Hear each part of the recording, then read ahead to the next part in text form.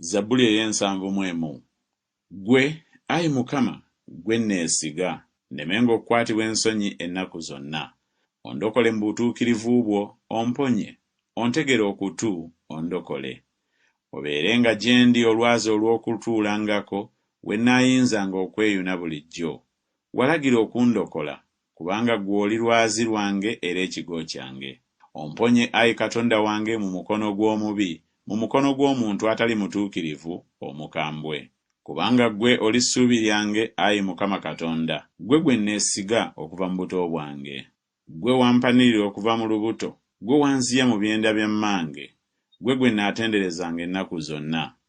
Ninga ekitalo eri abantu abangi, naye ggwe oli kiddukiro kyange eky'amaanyi.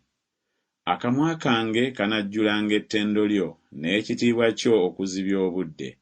Tonsuula mu biro eby'obukadde, tondekanga amaanyi gange bwe galimbula. Kubanga abalabe bange banjogerako, n'abo abateega emmeeme yange bateesa wamu, nga boogera nti, Katonda amulese, mumugoberere mumukwate, kubanga tewali anaamuwonya.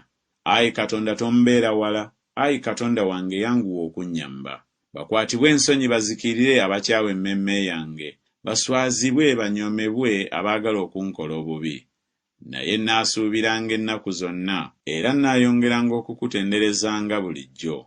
Akamwa kange kanaatenderanga obutuukirivu bwo n'obulokozi bwo okuzibya obudde, kubanga omuwendo gwabyo sigumanyi. Najjanga n'ebikolwa eby'amaanyi ebya Mukama Katonda, naayogeranga ku butuukirivu bwo ku bubwo bwokka. Ayi Katonda, gwe wanjigirizanga okuva mu buto bwange, era okutuusa leero naabuuliranga ebikolwa byo eby'ekitalo. Weewaawo bwe ndiba nkaddiye era nga mmeze envi, Ayi Katonda, tondekanga, okutuusa lwe ndibuulira amaanyi go emirembe egijja okubaawo, n'obuyinza bwo buli muntu agenda okujja. Era n'obutuukirivu bwo, Ayi Katonda, bugulumivu nnyo. Gwe yakola ebikulu, Ayi Katonda, afaanana nga ggwe ani?